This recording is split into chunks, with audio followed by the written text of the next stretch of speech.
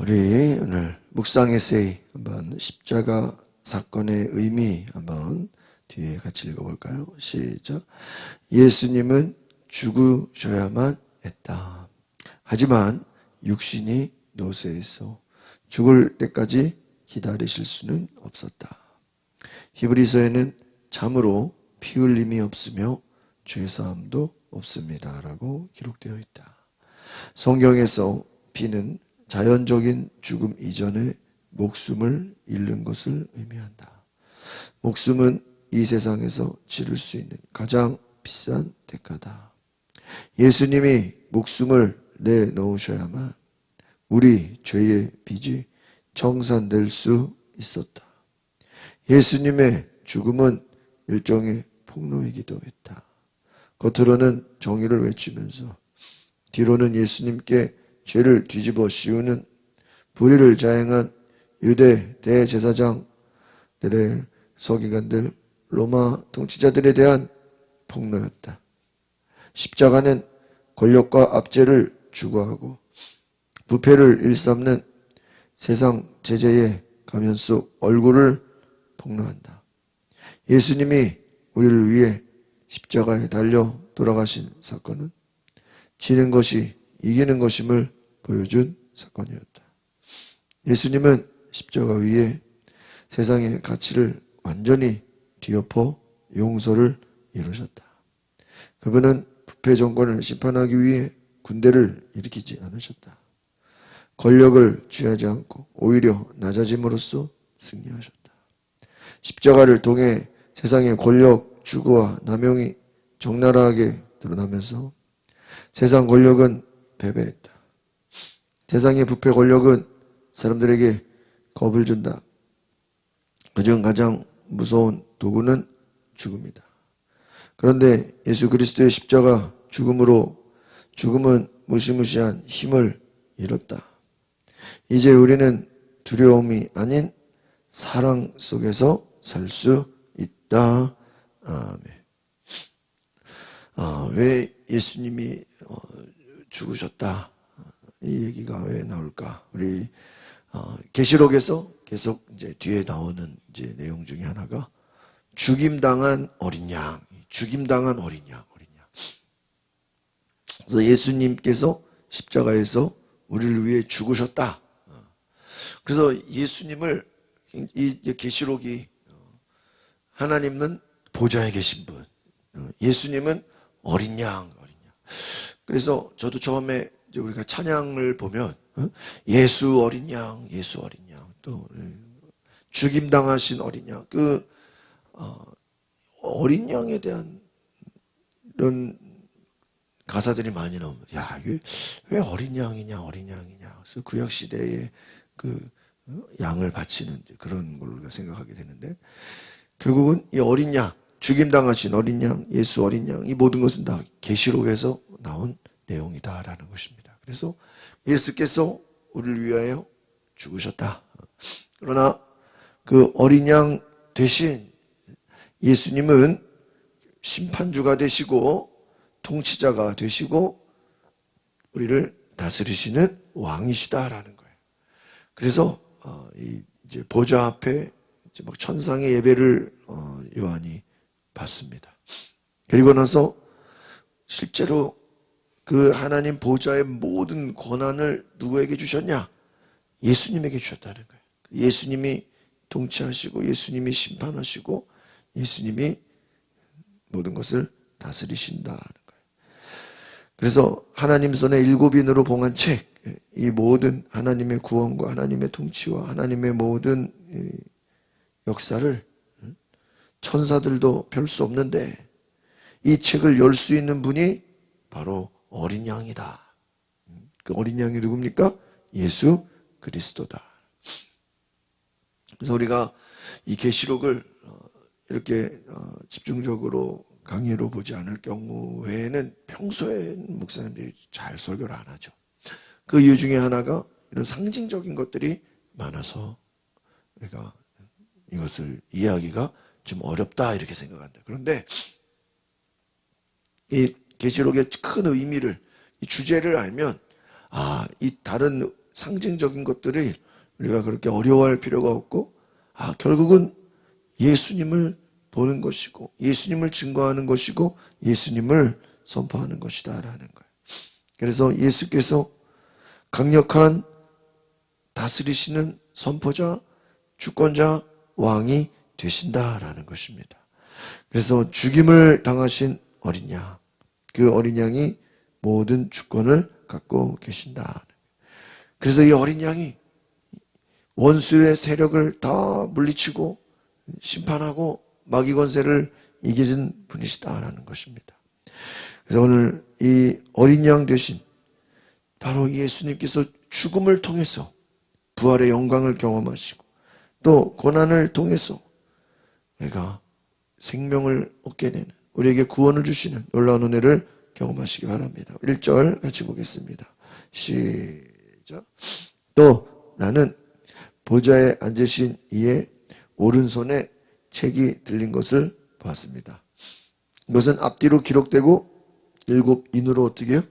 봉한 것이었다. 하나님 손에 두루마리를 취해서 그 인을 떼고 펼쳐볼 자가 없었다라는 거예요. 그 뭔가 하나님 손에 책이 있는데, 그런데 이때 일찍 죽임을 당하신 어린 양 예수 그리스도, 그러니까 어린 양이라거나 그분은 예수 그리스도입니다. 당당한 모습으로 나아가서 그 두루마리를 취하게 됩니다. 이것이 무엇이냐? 바로 우리의 소망이 된다는 것이죠. 2절을 같이 보겠습니다. 시작. 그때 내가 강한 천사를 보았는데 그는 큰 소리로 외쳤습니다. 누가 이 책을 펴며 그 인을 내기에 합당한가? 누가 이것을 뺄 것인가? 하나님 손에 7인으로 봉한 두루마리. 이 7인, 계속 이 계시록에서 많이 나오는 것이 7 촛대, 7교회.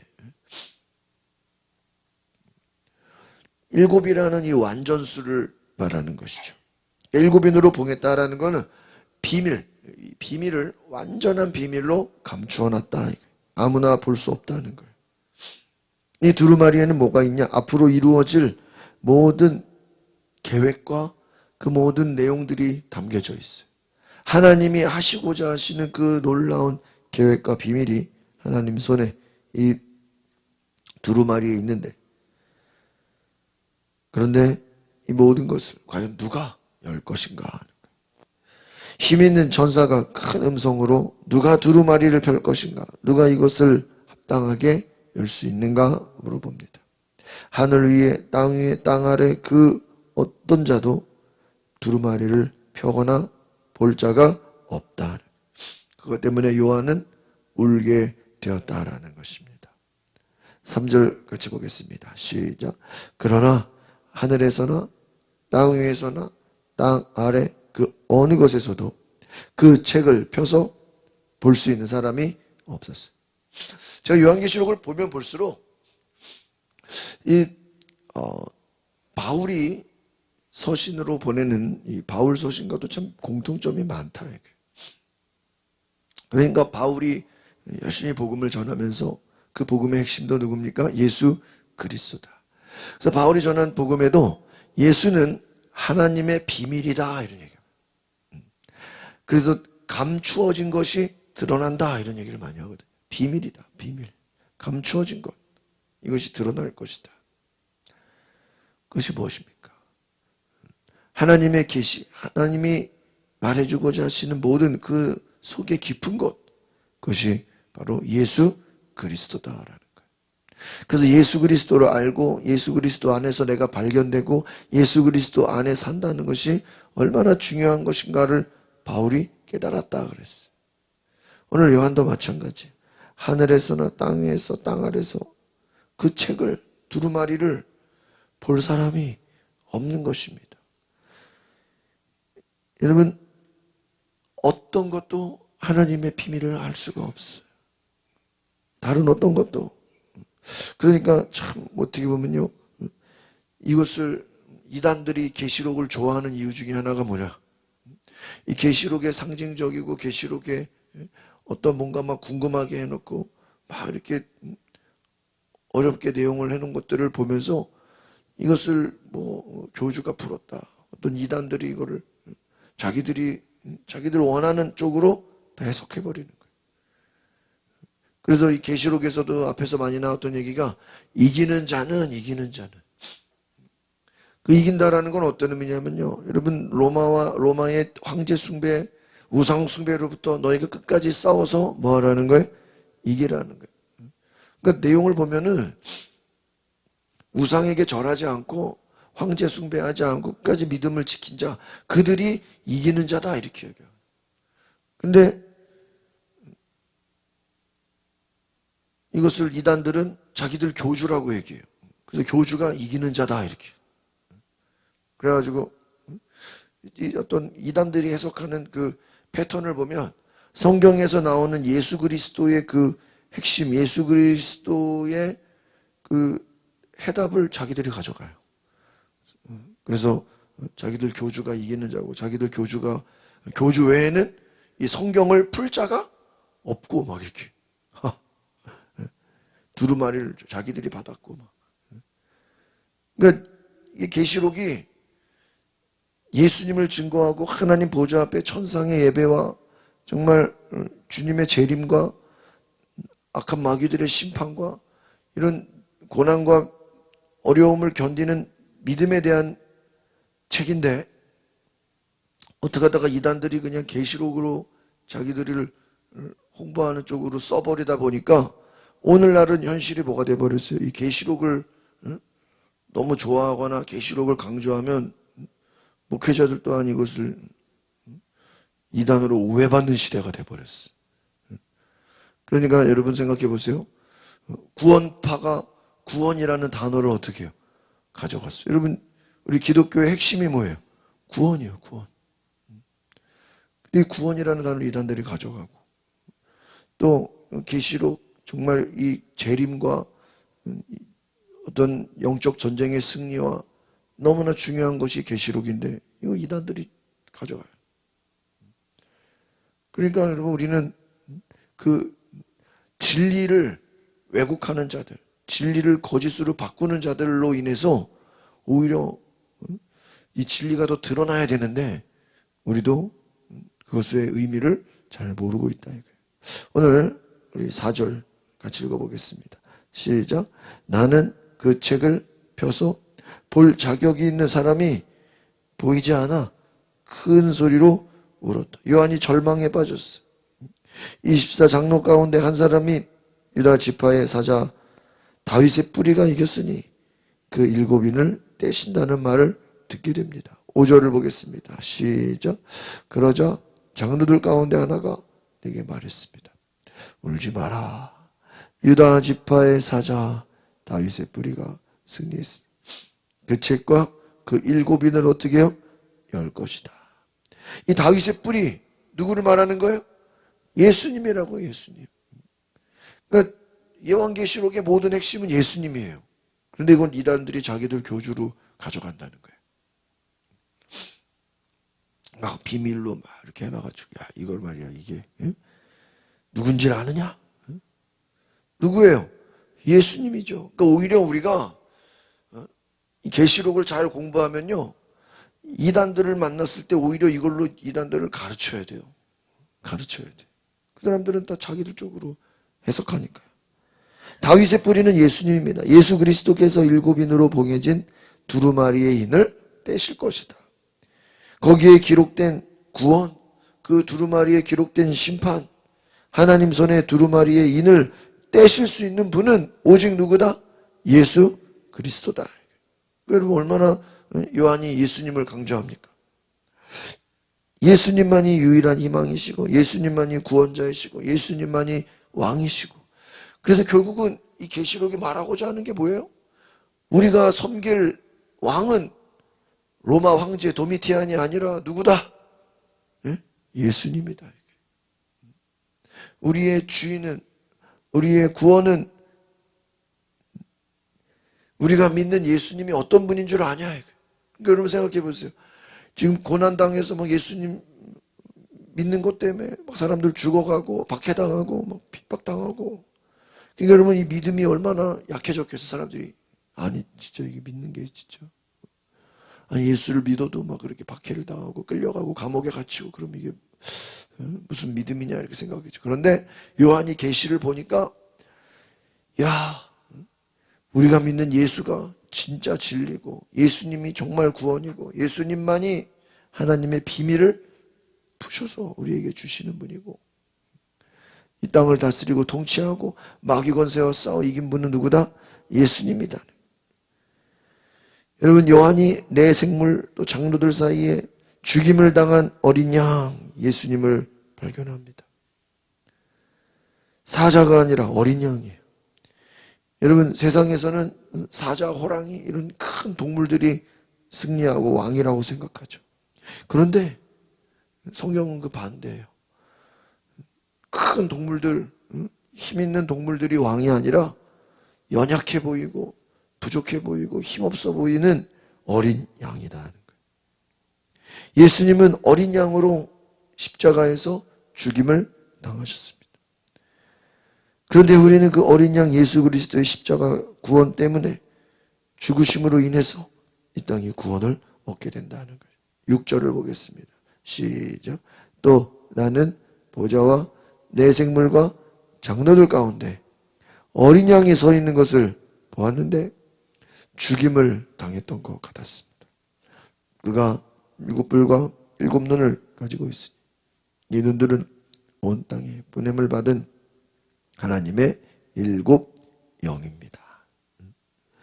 여러분, 여기서 7 영, 이건 다 성령님을 가르치는 거예요.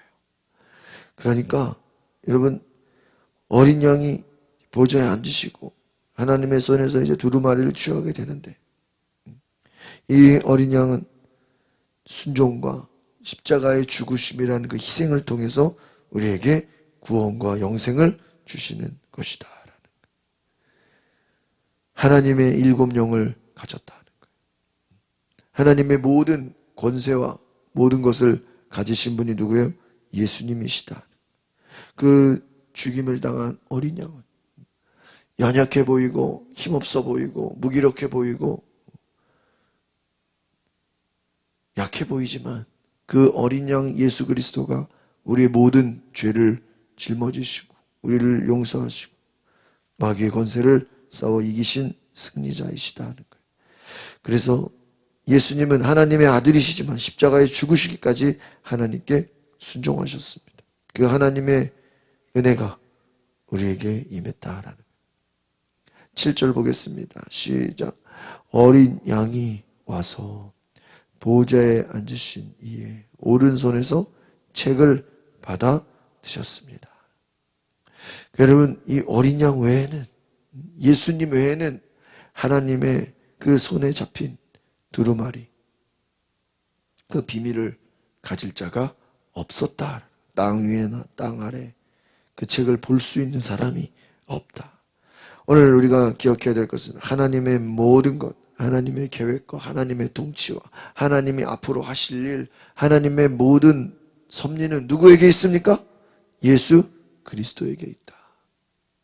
그대로 우리가 예수를 알고 예수를 만나고 예수님을 전하고 예수님이 우리 안에 계시고 그 예수님을 전하는 것이, 증거하는 것이 너무나도 귀한 것이다. 너무나도 중요한 것이다. 이 가치를 깨닫고, 그래서 복음서에서 계속 얘기하는 게 너희가 나를 믿으라, 믿으라, 믿으라.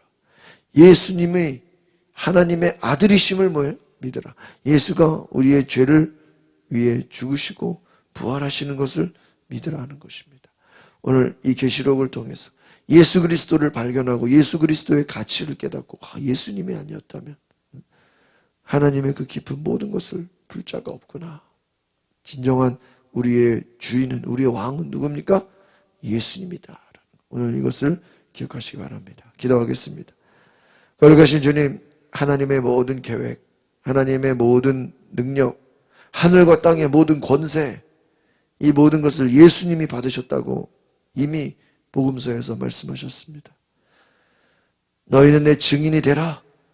너희는 성령을 받아 권능을 받으라. 예수 그리스도의 증인으로 오늘 요한이 계시를 보고 하나님의 놀라운 환상을 본 것처럼 오늘 우리에게도 예수님을 발견하고 사도 바울이 예수님을 깨닫고 예수님 안에 예수의 능력으로 살아가는 것이 얼마나 위대한 것인지를 그가 간증한 것처럼 오늘 우리에게도 예수님을 발견하고 예수님을 깨닫고 예수님 안에 사는 놀라운 능력과 구원이 있게 하옵소서. 오늘도 눈 오는 날씨 가운데서도 이렇게 주의 전에 찾아와 기도하며 예배하는 우리 모든 주의 백성들을 복주시고 하나님께서 큰 은혜 내려 주옵소서. 예수 그리스도의 이름으로 기도하옵나이다. 아멘.